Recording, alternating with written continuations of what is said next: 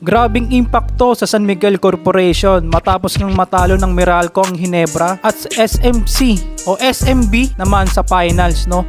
Ano ang posibleng maging impact ng pagkatalo ng SMB sa Meralco? Ayun yung pag-uusapan natin sa video na ito, mga boss.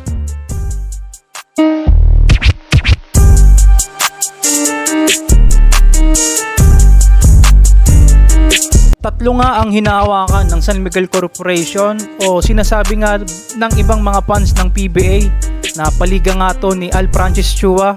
Ba naman yan na hinahawakan nga naman nila ang team. Isa dyan ang Magnolia, Ginebra at San Miguel, mga boss, no?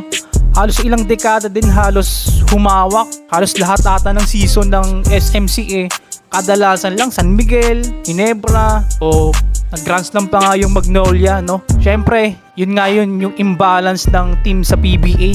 Dapat din yun yung dapat na